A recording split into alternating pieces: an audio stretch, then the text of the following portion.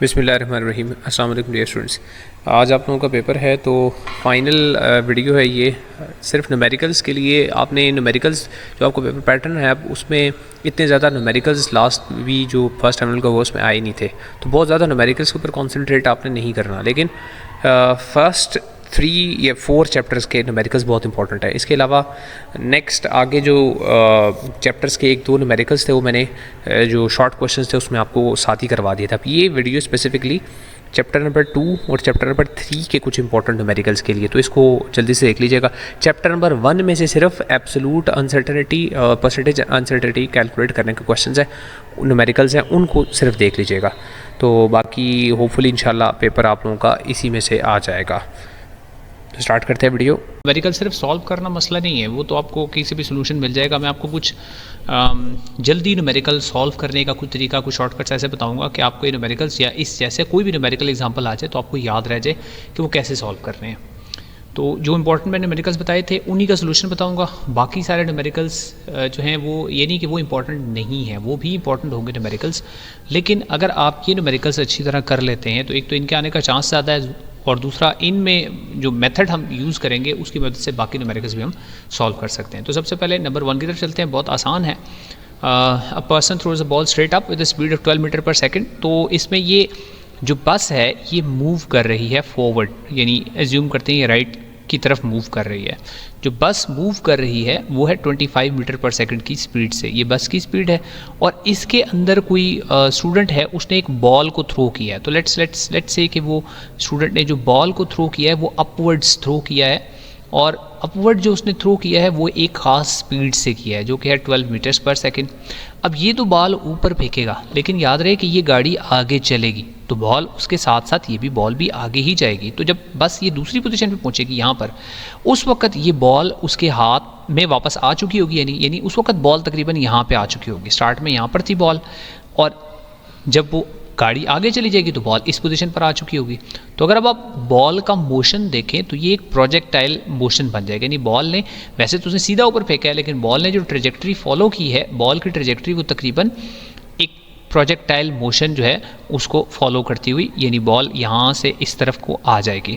अब आपने उस बॉल की velocity relative to an observer जो कि बाहर है, यानी वो यहाँ पे कोई खड़ा होकर देख रहा है, रिलेटिव टू दैट पर्सन देखना है इसकी वेलोसिटी क्या है। तो रिलेटिव टू दैट पर्सन जो वेलोसिटी है वो इन दोनों वेलोसिटीज़ का, यानी ये वर्टिकल वेलोसिटी जो बॉल को थ्रो करने वाली है और जो बस की वेलोसिटी है, इन दोनों का रिजल्टेंट होगी, वो वेलोसिटी होगी जो कि ऑब्जर्वर को नजर आएगी। तो डाटा लिख लेते हैं। वेलोसिटी ऑफ द बस, इसको वी कह देता हूँ मैं। ये बस की वेलोसिटी है 25 metres per second and it is actually along the x axis, तो इसको मैं वी एक्स भी कह सकता हूँ। तो ये वी एक्स है अलॉन्ग द एक्स एक्सिस, और जो वी वाई है वो है वेलोसिटी की डायरेक्शन, यानी उसका वर्टिकल कंपोनेंट या इनिशियल वर्टिकल वेलोसिटी कह लें, वो है 12 मीटर्स पर सेकंड। अब आपने बताना है वेलोसिटी का मैग्नीट्यूड वी, ये जो दोनों का रिजल्टेंट है बेसिकली, इसकी वैल्यू बतानी है। तो मैग्नीट्यूड किसी भी वेक्टर का डिटर्मिन करने के लिए आपके पास फॉर्मूला होता है square root of the X component of the velocity square plus the y component of the velocity square, sum of those two। तो vx square plus vy square, तो vx है 25, तो आप 25 का स्क्वायर करेंगे प्लस 12 का स्क्वायर करेंगे और उसके ऊपर आप स्क्वायर रूट लगाएंगे, तो ये आ जाएगी वेलोसिटी, इसका मैग्नीट्यूड आ जाएगा, और इसकी वैल्यू आ रही है हमारे पास तकरीबन 27.7 मीटर्स पर सेकंड। लेकिन याद रहे ये वेलोसिटी है, यहाँ पर डायरेक्शन जब तक नहीं बताएंगे बात क्लियर नहीं होगी। इसको राउंड ऑफ करेंगे तो 28 आ जाएगा।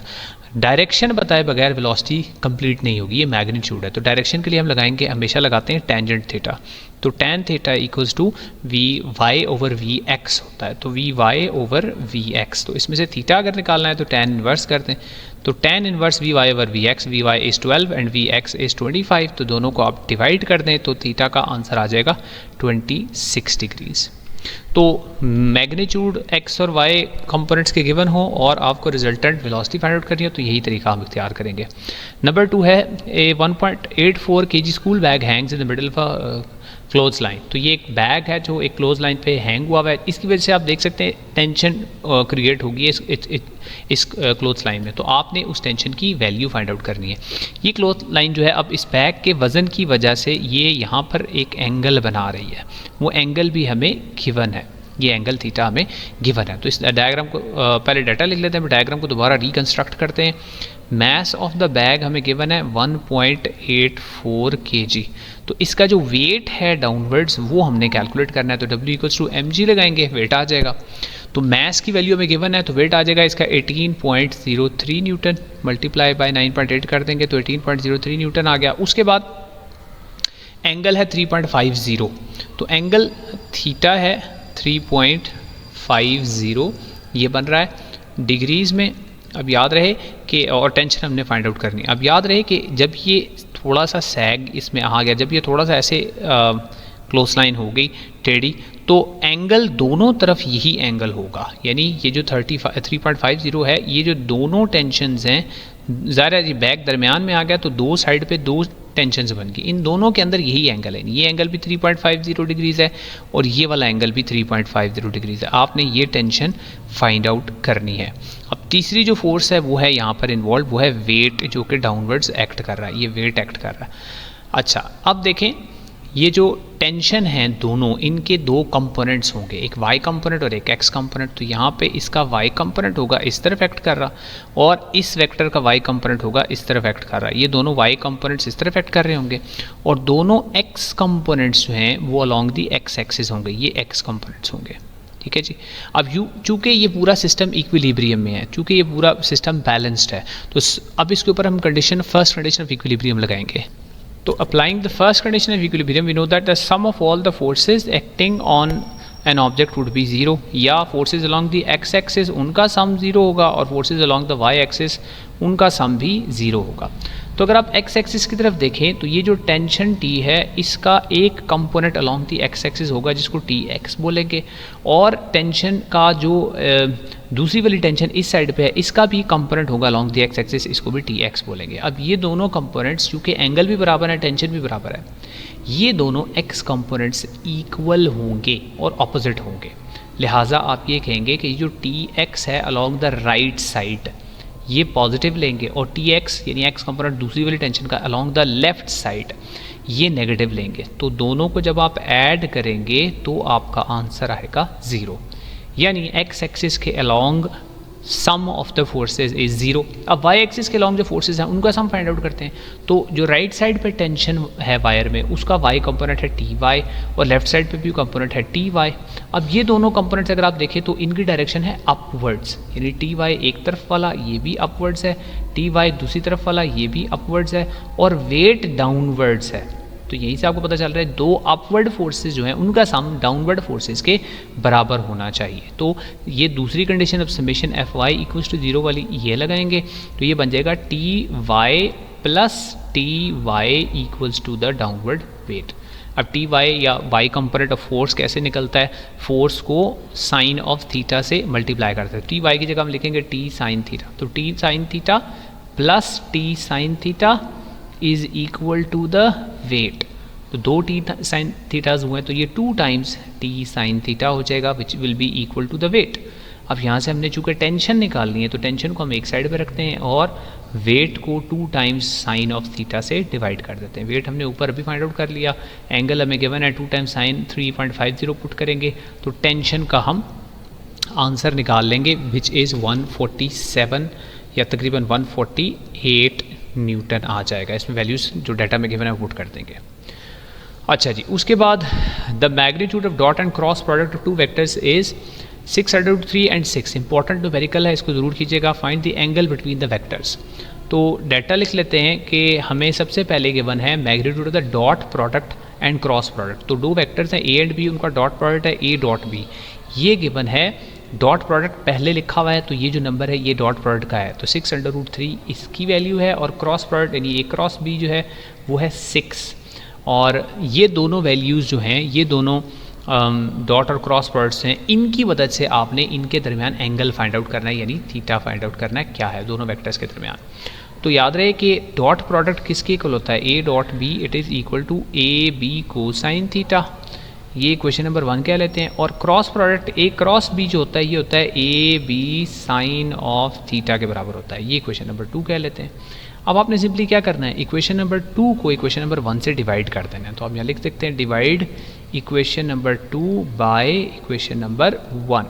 तो क्या हो जाएगा जी, लेफ्ट साइड्स आपस में डिवाइड हो जाएंगी, राइट साइड आपस में हो जाएंगी। तो a cross b left side पे है, इसकी लेफ्ट साइड पे है a dot b, right side पे इक्वेशन नंबर 2 के लिखा हुआ है ए बी साइन थीटा, और इसकी राइट साइड पे लिखा हुआ है ए बी को साइन थीटा। अब जो सिमिलर टर्म्स हैं वो सिंपली कैंसिल हो जाएंगी।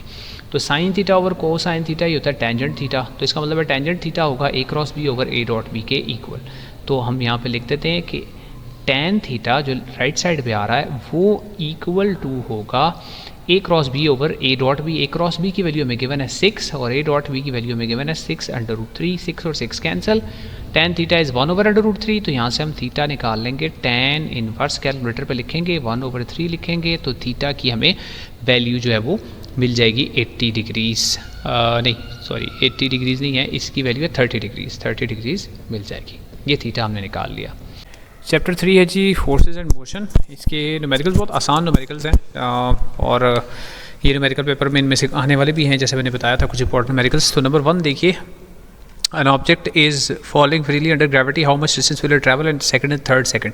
अब इसमें अक्सर स्टूडेंट्स ये समझते हैं कि 2 सेकंड्स में कितना डिस्टेंस ट्रैवल हुआ और 3 सेकंड्स में कितना डिस्टेंस ट्रैवल हुआ, ये कैलकुलेट करना है। तो ऐसा नहीं है, 2 सेकंड्स में नहीं, इन द सेकंड यानी जब इस बॉल को ड्रॉप करेगा कोई तो इनिशियली इसकी वेलोसिटी 0 होगी। जब ये फॉल करना शुरू करेगी बॉल, 1 सेकंड बाद आफ्टर 1 सेकंड की यहाँ पर लेट से यहाँ पे पहुँच जाती है बॉल आफ्टर 1 सेकंड, उसके बाद दूसरे सेकंड के बाद ये यहाँ पर बॉल पहुँच जाती है। तो इन दोनों के दरमियान, between the first and the second, इन दोनों के दरमियान इसने कितना डिस्टेंस ट्रैवल किया ये हमने फाइंड आउट करना है। और इसी तरह दूसरे और तीसरे सेकंड के दरमियान जो डिस्टेंस ट्रैवल होगा वो हमने फाइंड आउट करना है। तो पहले डाटा लिख लेते हैं कि इनिशियल वेलोसिटी इसकी 0 होगी क्योंकि आप उसको रेस्ट से नीचे ड्रॉप करेंगे। उसके बाद आपने इनिशियली जब टाइम 0 होगा तो वेलोसिटी 0 होगी। उसके बाद आपने पहले सेकंड के बाद इसने कितना डिस्टेंस ट्रैवल किया है, द डिस्टेंस इट ट्रैवल, चले उसको नाम दे देते हैं कि ये बॉल पहले सेकंड के बाद जो डिस्टेंस ट्रैवल करेगी उसको हम S1 कह देते हैं। तो हमने S1 पहले फाइंड आउट करना है वो क्या होगा। तो उसके लिए हम इक्वेशन ऑफ मोशन ज़रा यूज़ करेंगे। एक्सेलरेशन ड्यू टू ग्रेविटी होगी, उसकी एक्सेलरेशन ही यानी 9.8 या 10 मीटर्स पर सेकंड स्क्वायर ले लेते हैं। अब उसके लिए हम इक्वेशन ऑफ मोशन यूज़ करेंगे सेकंड वाली, क्योंकि सेकंड इक्वेशन में इनिशियल वेलोसिटी 0 हो जाती है। तो अब आप h = VIT + 1/2 times GT² use करेंगे, तो ये VIT हमेशा 0 हो जाएगा इस केस में। तो ये फार्मूला आपका सिंप्लीफाई होकर हो जाएगा h which is equal to 1/2 times GT²। बल्कि अगर मैंने उसको S1 कहा है तो मैं उसको भी S1 ही लिख देता हूँ। तो ये S1 फाइंड आउट हो जाएगा बाय हाफ GT²। तो 1/2 टाइम्स G को मैं 10 पुट करूँगा और टाइम को मैं 1 सेकंड पुट करूँगा। तो 10 को 2 से डिवाइड करेंगे तो ये 5 मीटर का डिस्टेंस ट्रैवल होगा पहले सेकंड के बाद, S1।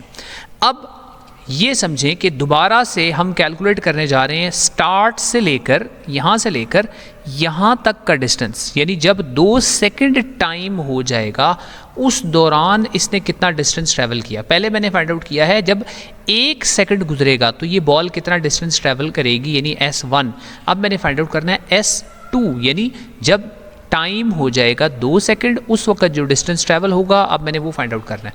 तो दोबारा से वही इक्वेशन लगाऊंगा, S2 = 1/2 टाइम्स GT²। अब इसमें सिर्फ मैंने क्या करना है, T को चेंज करके 2 पुट कर देना। तो 1/2 टाइम्स 10 टाइम्स 2 का स्क्वायर 4 होता है, 4 टाइम्स 10 20, 4 टाइम्स 10 इज़ 40 सॉरी, और 40 को 2 से डिवाइड कर देना है मैंने, ठीक है जी। तो ये आ जाएगा जी 20 मीटर्स आ जाएगा डिस्टेंस ट्रैवल्ड। और उसके बाद 3 सेकंड्स के बाद कितना डिस्टेंस ट्रैवल होगा, वहाँ पे मैंने टाइम को 3 सेकंड्स पुट कर लेना है और S3 फाइंड आउट कर लेना है। तो यही फार्मूला S3 के लिए भी यूज़ होगा। 1/2 टाइम्स G को मैं 10 पुट करूँगा और टाइम को अब मैं 3 का स्क्वायर करूँगा। 3 का स्क्वायर 9 9 10 90, 90 को 2 से डिवाइड करूँगा तो 45 मीटर्स आ जाएगा। यानी 1 सेकंड के बाद उसने डिस्टेंस ट्रैवल किया 5 मीटर, 2 सेकंड गुजर गए तो उसने डिस्टेंस ट्रैवल किया 20 मीटर्स। तो between the first and the second कितना डिस्टेंस ट्रैवल किया होगा, माइनस कर देंगे दोनों को, यानी 20 में से 5 को माइनस कर दें। तो D2 कैसे आएगा, S2 में से S1 को माइनस कर दें, तो 20 में से 5 को माइनस कर दें तो 15 मीटर्स आ जाएगा। और दूसरे और तीसरे सेकंड के दरमियान कितना डिस्टेंस ट्रैवल किया, यानी D3 कितना ट्रैवल किया, उसके लिए आप S3 में से S2 को माइनस कर देंगे, S3 माइनस S2, तो 45 में से आप 20 माइनस करेंगे तो ये आ जाएगा 25 metres. Next is a helicopter is ascending vertically at a speed of 19.6 meters per second, which is at a height of 156.8 meters above the ground. Stone is dropped. How long does the stone take to reach the ground? तो इसको थोड़े से different तरीके से मैं कर रहा हूँ। जब ये असेंड कर रहा है अपवर्ड्स ये हेलीकॉप्टर, तो इसकी एक असेंडिंग वेलोसिटी है, इसकी एक असेंडिंग स्पीड है upwards which is 19.6 metres per second. तो याद रखें जब इसमें से कोई चीज़ आप ड्रॉप करेंगे, यानी यहाँ से अगर मैं कोई स्टोन ड्रॉप करूँगा तो वो स्टोन सीधी नीचे नहीं आ जाएगी, वो स्टोन चूँकि इनर्शिया है उसके पास, तो वो स्टोन थोड़ी देर को वापस ऊपर की तरफ जाएगी इनर्शिया की वजह से। क्यों कि जब हेलीकॉप्टर ऊपर जा रहा था तो साथ ही स्टोन भी ऊपर जा रही थी, तो हेलीकॉप्टर से ड्रॉप होने के बाद भी स्टोन इनर्शिया की वजह से थोड़ा सा ऊपर ही जाएगी, ऊपर ही जाएगी। इसका मतलब क्या है कि वो जहाँ से आपने ड्रॉप किया वहाँ से थोड़ा सा ऊपर जाएगी। लेट्स से ये रेफरेंस पॉइंट है, यहाँ से ये स्टोन ड्रॉप की जाती है, तो यहाँ से ये सीधा नीचे आने के बजाय ये स्टोन थोड़ा सा ऊपर चली जाती है, यहाँ पे पहुँचती है। उसके बाद यहाँ से ये स्टोन नीचे ज़मीन की तरफ आती है, और ज़मीन पर आकर पहुँचने में ये कितना टाइम लगाती है हमने ये फाइंड आउट करना है। तो पहले इनिशियल जो वेलोसिटी है स्टोन की वो वही है जो हेलीकॉप्टर की है, यानी 19.6 मीटर्स पर सेकंड है। उसके बाद इसको वापस ऊपर जाने में टाइम कितना लगा वो, और हाइट कितनी इसने वापस ऊपर जाने में ट्रैवल की। याद रहे ये जो ज़मीन से रिलेटिव इसकी हाइट थी ये तो हमें न्यूमेरिकल में गिवन है, यानी ज़मीन से भी हेलीकॉप्टर कितना ऊंचा है, ये स्टोन कितना ऊंचा है, वो है 156.8, ये हाइट तो हमें गिवन है। लेकिन ये ऊपर और कितना गया है, इसको मैं H1 कह देता हूँ।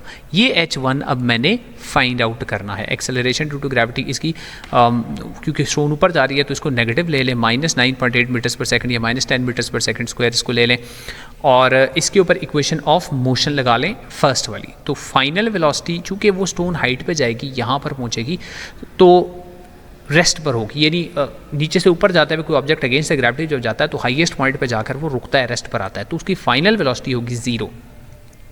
इनिशियल उसकी हमें गिवन है, तो हम इसके ऊपर लगा लेंगे VF equals to VI plus A into T। VF equals to VI plus AT। Time find out कर लेते हैं पहले, T1 की जो नीचे से ऊपर जाने का टाइम है, तो ये हो गया 0 इक्वल्स टू इनिशियल वेलोसिटी, उसकी वैल्यू पुट कर देते हैं 19.6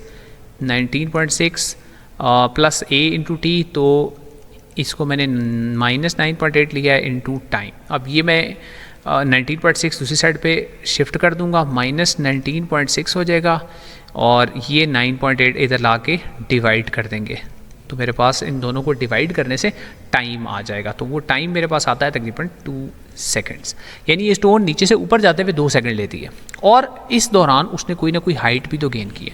अब वो हाइट कितनी गेन की है अब मैंने वो फाइंड आउट करना है। तो हाइट के लिए यानी H1 के लिए अब मैं यूज़ करूँगा third equation of motion which is 2GH1 equals to VF square minus VI square. इसमें वैल्यूज पुट करता हूँ, G की वैल्यू अगेन -9.8, इसको दूसरी साइड पे शिफ्ट कर देते हैं बल्कि, तो H1 का फार्मूला बन जाएगा जी VF square minus VI square over -2 into G। याद रहे G यहाँ पे नेगेटिव है क्योंकि अगेंस्ट ग्रेविटी बॉल मूव करती है। तो फाइनल वेलोसिटी अगेन 0 पुट करें, इनिशियल वेलोसिटी की वैल्यू पुट करें और 2G की वैल्यू पुट करें, तो I will get the height upwards travelled by the ball which is 19.7 metres. तो ये आ जाएगी 19.7 मीटर, यानी ये 19.7 मीटर मजीद ऊपर चलेगी।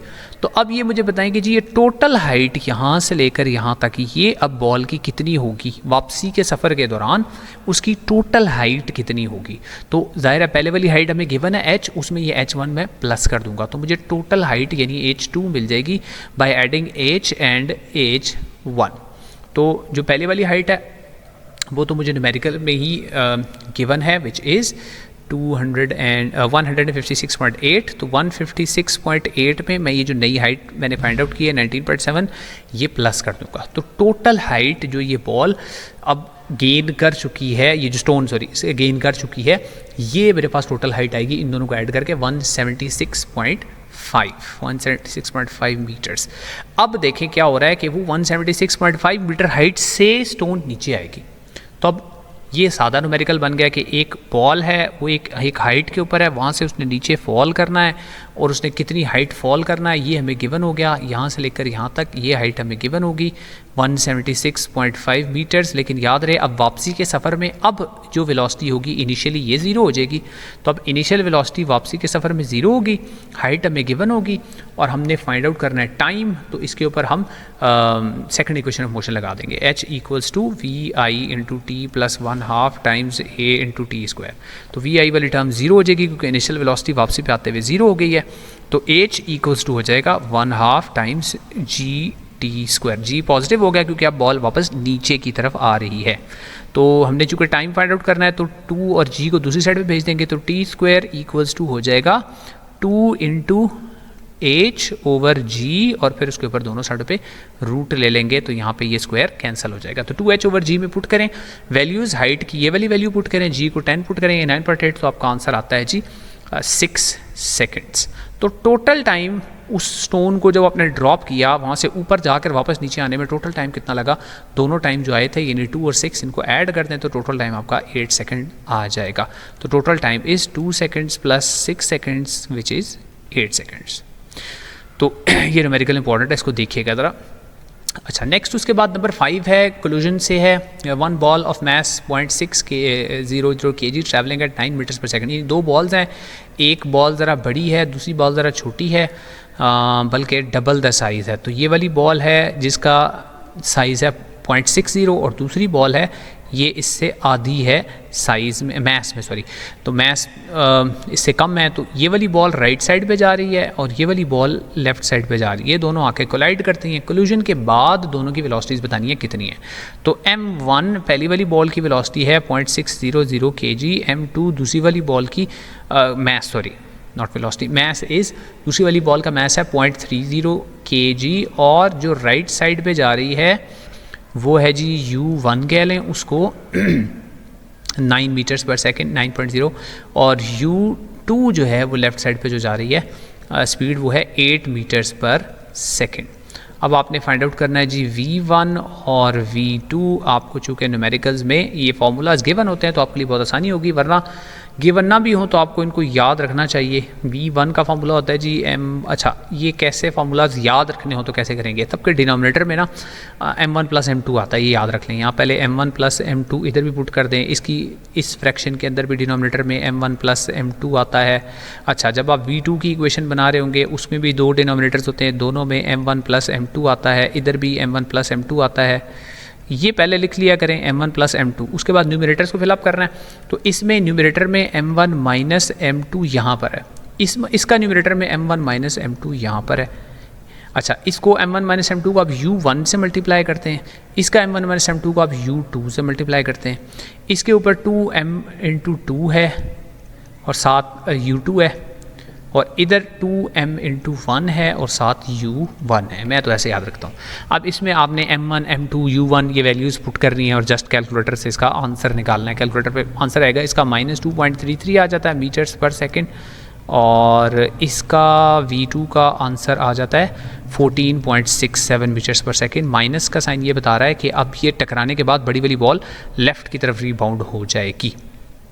उसके बाद एक क्वेश्चन चूज़ कर रहा हूँ 6 और 7 में से मैं कोई एक प्रोजेक्टाइल का, क्योंकि दोनों तकरीबन एक जैसे ये वर्किंग एक जैसे, ये फार्मूलाज भी तकरीबन प्रोजेक्टाइल के एक ही फार्मूला है, जो एक ही जैसे फार्मूलाज जो यूज़ होते हैं।